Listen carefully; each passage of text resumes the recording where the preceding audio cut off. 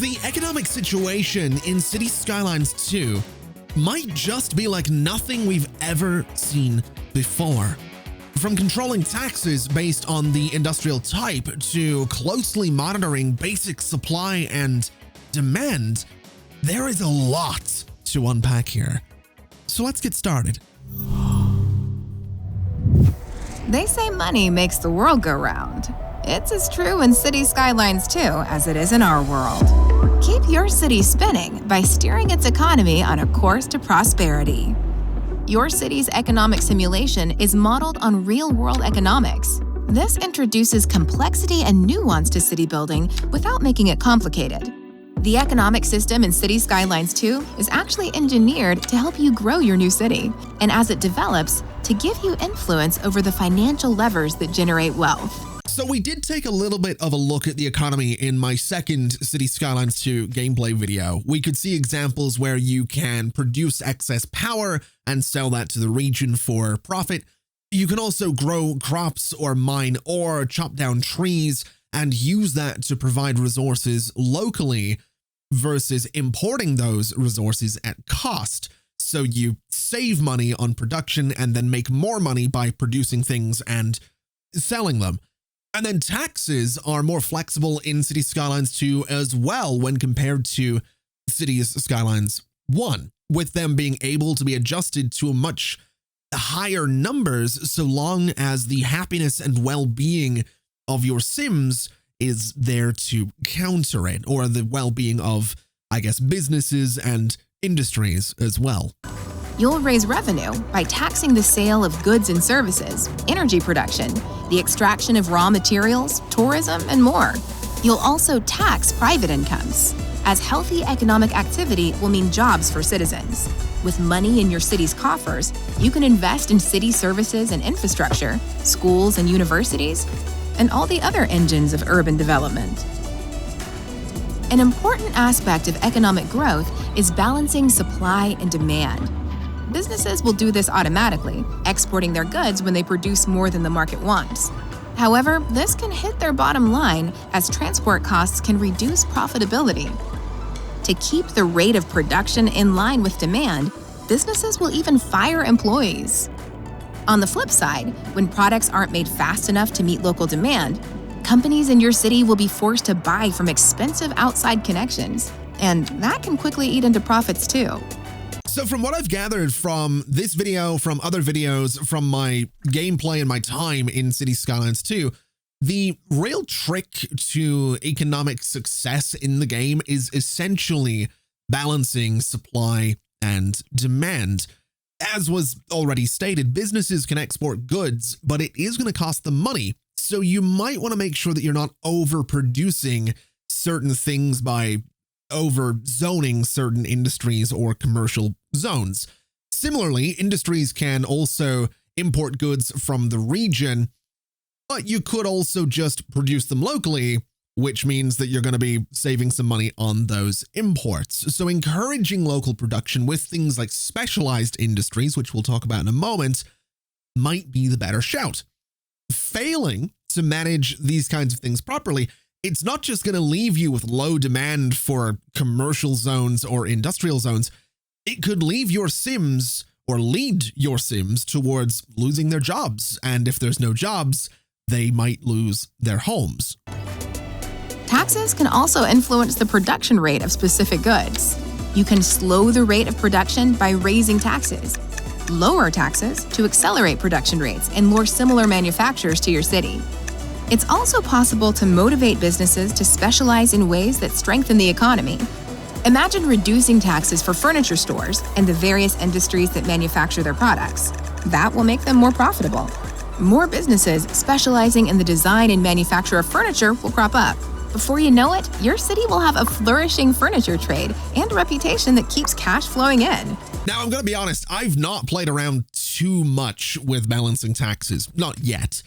That said, this level of micromanagement is super impressive. Being able to tax specific business types and their industries to better zone in on profits can and will lead to your cities being more successful than ever before.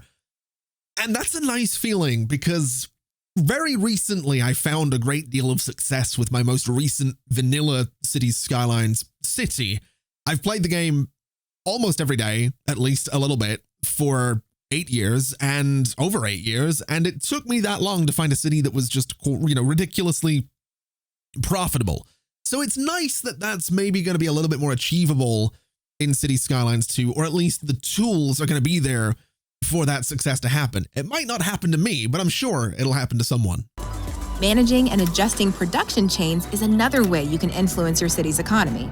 Overhauled in Cities Skylines 2, this adds a whole new dimension to city building. There's no need to micromanage every detail if you don't want to. But if you love a puzzle, there's almost no limit to how deep you can go. Starting from raw material extraction, you can get raw materials into the city by importing them or producing them locally. Opt for local production, and you'll need to establish a specialized industry area. There are 9 total. 4 are farms where you can raise livestock or grow either grain, vegetables, or cotton. Forests produce timber, though how much depends on the age of the forest. You can extract ore, stone, or coal from underground deposits. And lastly, you can drill for oil. You'll manage all this activity via the economy panel. It puts your city's finances at a glance and allows you to monitor and adjust production outputs for various goods and materials. With integrated tools and clear displays, the economy panel is a user-friendly way to manage and grow your economy. So, if money really does make the world turn, how will you grow your city's economy so everyone in it can enjoy the ride? So once again, referring back to my second Cities Skylines 2 gameplay video, we did take a look at the forestry in that video, and we dabbled with the economy panel a little bit as well. Specifically, we were able to take a look at the varying supplies and demands for all types of manufacturing within the city, and we could see exactly how much was being spent to import resources like logs. And at first glance, and based on my experience so far, you could absolutely spend the time to build up each type of unique industry to a point where not only are you not importing any raw resources anymore, but you're also exporting the excess for additional profits on top of those generated by the businesses and industries that are already handling the final products. The economy in games like these honestly tends to fall into one of 2 categories for me. Either they are too easy or they're too complicated. Cities Skylines 1, for example, was just too easy. That might be a bit of a hot topic, but it's been almost 9 years. I think it's fair to say, and it's about time that we admit, that it was kind of too easy.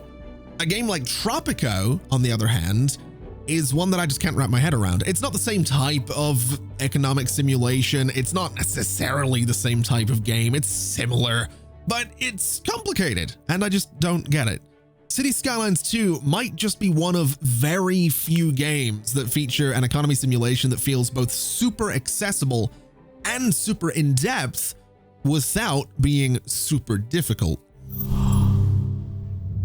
Let's get down to business and talk some economy.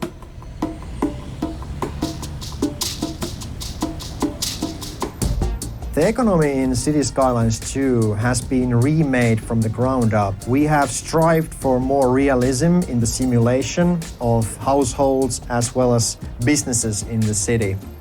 We wanted to create a system that is complex, but it's not complicated. The economy system also is designed to balance itself out so that it helps new players as well as newly found cities. The government subsidies help new players in the early hours of the game by helping the economy of the city. The government subsidies will cease eventually when your city becomes self-sufficient. Experienced players will reach this point earlier in the game as they can optimize their city to their liking. The households receive government subsidies in the form of unemployment benefits as well as financial aid.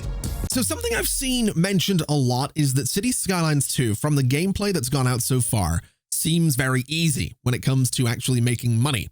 These government subsidies are basically why that seems to be the case. The goal, at least in my experience thus far, is to create a city that as was said here, becomes self-sufficient and thus pays for itself. These government subsidies essentially don't last forever. The idea is that there are many moving parts in the economy, and this creates variation in how the businesses as well as the citizens react to things. We wanted to give it great depth so that it serves the game now and in the future. The households comprise children, teens, adults, and seniors, and each of these age groups has their own preferences when it comes to spending money and resources that they want to buy. When households look for suitable places to live, they look for a place where they can get resources, aka shopping places. They also value the proximity of jobs as well as schools. For example, if you have a family with children, they prefer to live close to an elementary school if possible. Now, I've talked a lot about how different things in Cities Skylines 2 just make sense. And this is another situation where that applies. But I think this also goes beyond that a little bit. To have a cornerstone of the economy be dependent on the most basic needs of a family simply because kids need to be able to get to school is such a fantastic level of depth and detail. We've learned already, we've covered it, we've talked about it, that there are multiple ways to do this. You can build a school right next to where people live, or for those a bit further away, you can rely on cheap and efficient public transport to easily get people to and from where they want to go with as little hassle as possible, which, as we know, because we've looked into pathfinding, is a factor in people choosing to use public transport versus another means of getting to where they want to go, or even giving up on getting to where they want to go. Different families also require a different amount of space. If you have single households, they can live comfortably in low-rent housing or in one of those tall apartment towers. But if you have family with children, they prefer the larger spaces like detached houses or apartment buildings. If the citizens can't find a suitable place to live because they're poor and cannot leave the city, they can become homeless. And sometimes you can see homeless people residing in parks in your city.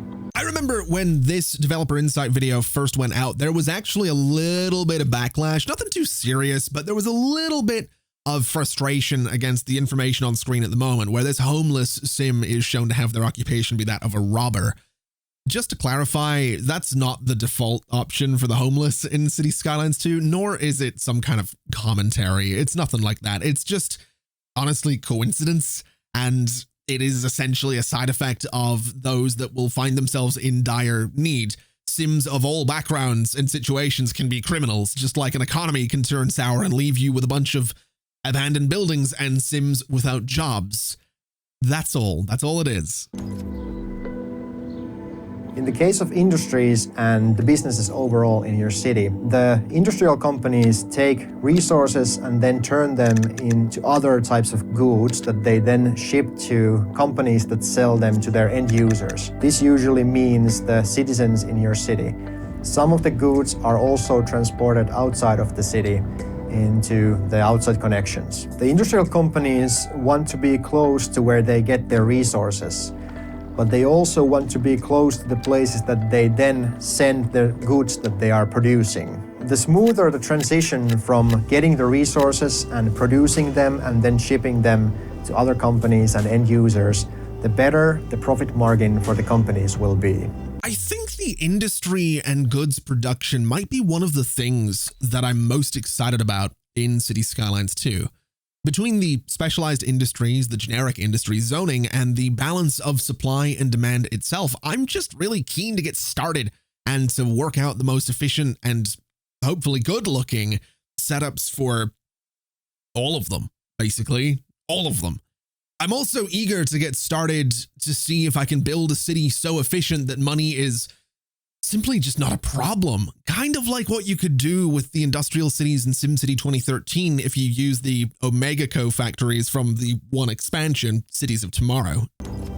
The economic situation of the city also affects how the companies function in your city. If the economic situation is good, the companies will increase their production, and this also means that they can hire more workers. If the economic situation becomes bad, the companies will reevaluate their production, and this means that they will scale it down and lay off unnecessary workers. That would be great, but why can't I say it like... You just said it. That's a usable take. Is it? Is it? Okay. Great! All right, so totally off topic, but I just want to say, and I've said this before, I will probably say it again, I love these developer diaries. They remind me so much of the Halo 3 vidocs that Bungie would put out way back in 2007, before that game came out. That's going back further than I care to admit.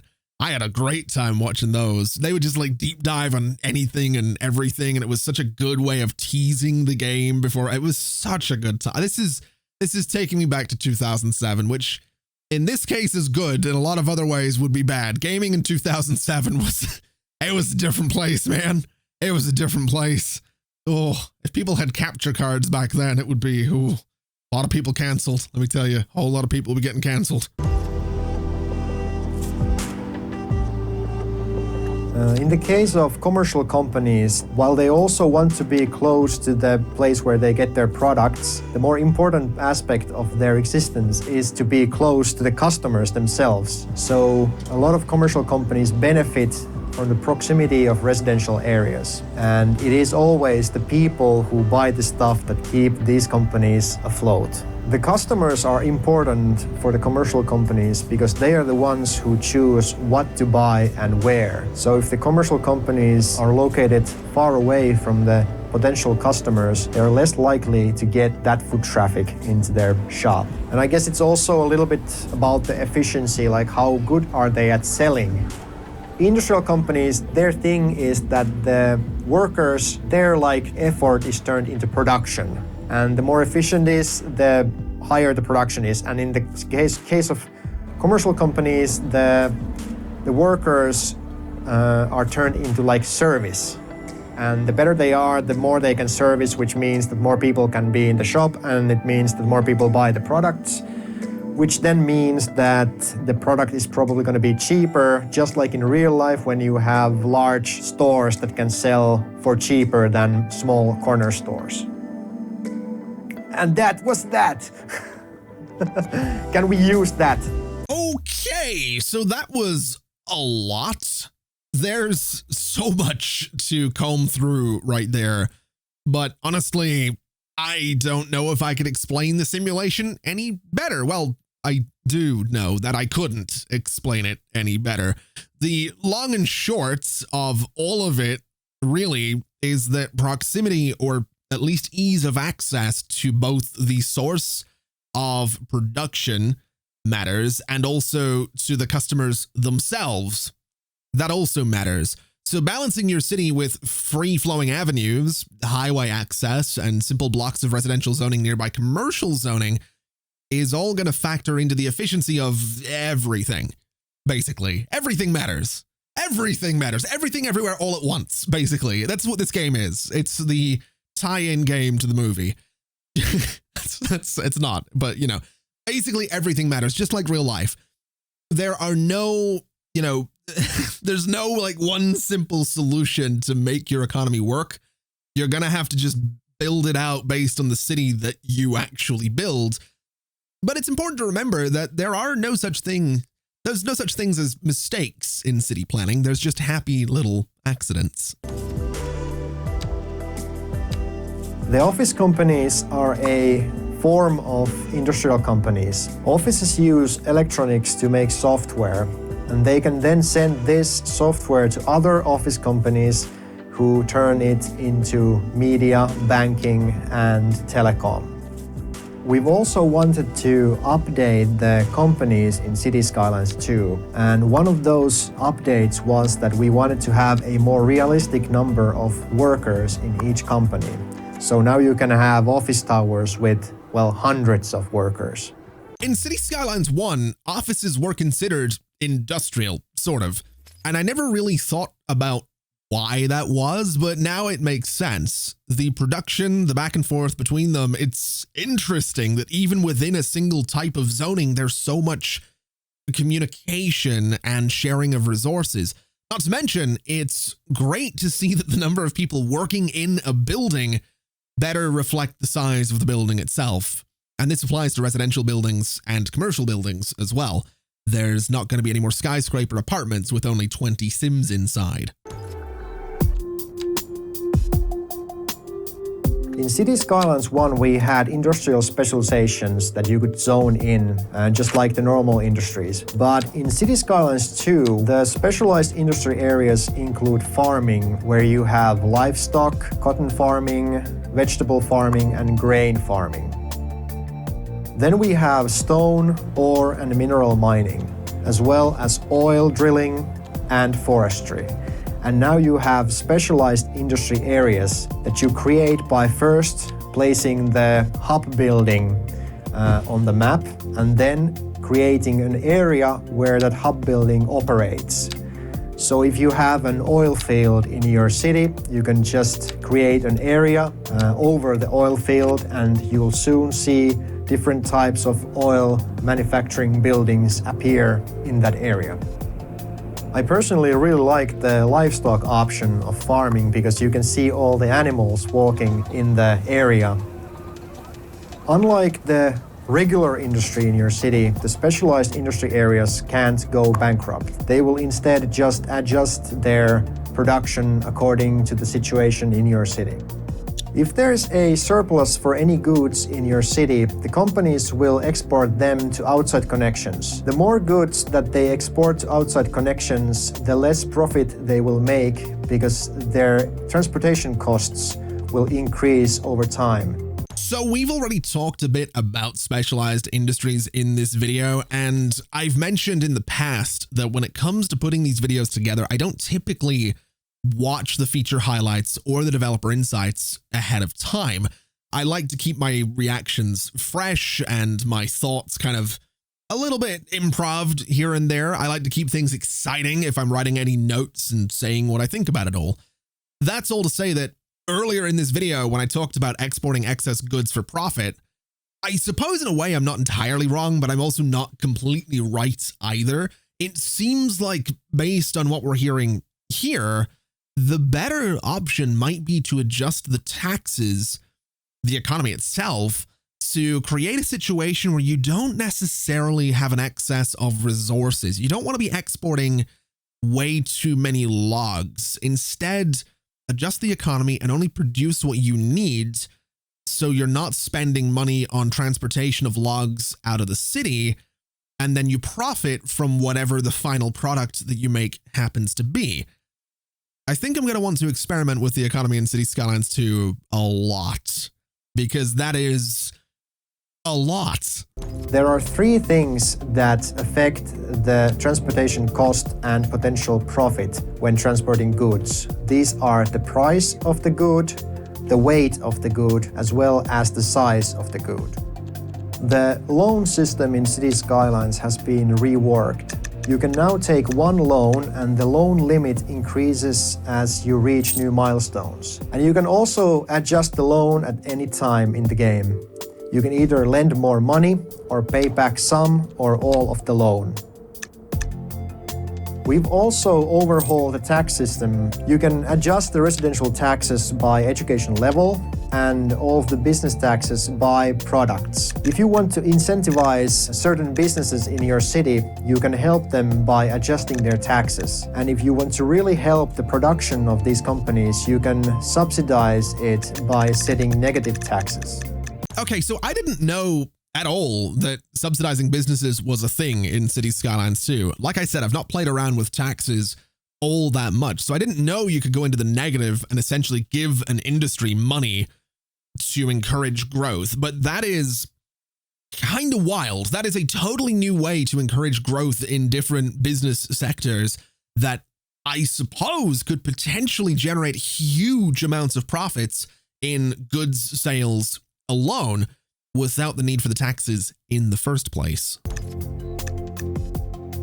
Each city service has a service budget that you can adjust, and this service budget affects the city services efficiency. Some city services also have service fees that can be adjusted, and adjusting these will affect the behavior of the citizens who use these services.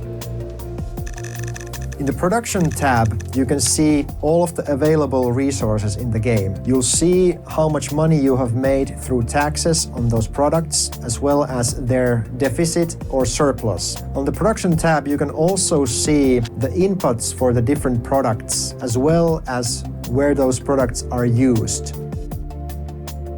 And that's that. Red. The Production tab is likely going to become one of the most used tabs for me in Cities Skylines 2. Being able to go into this level of detail for specific production chains and being able to flip over and adjust taxes to avoid overproduction, it's a mind-blowing level of detail. It's a mind-blowing level of control over the economy in the game, and I am beyond excited to just jump in and play in that sandbox, because honestly, I can't really think of any other game off the top of my head that's come close to doing what Cities Skylines 2 is doing right here. And I suppose in conclusion, it's fair to say that everything we've seen here today has really painted a picture of a game that I think has taken a lot of the criticisms of its predecessor on board and decided to really focus on the management side of the simulation, which, again, it's been 8.5 years. I think we can say it was lacking in Cities Skylines 1, at least in base game Cities Skylines 1, because it did get better with things like the industries and park life expansions, and even the more recent hotels and resorts pack as well. But if this is what Cities Skylines 2 is coming out with right out of the gate, I can only imagine what we're going to be dealing with after a year or 2 or 3 or in another 8 years when we're talking about potentially another game. So allow me to be the first to ask. Let me lead this charge into the future. Cities Skylines 3, when's it coming out?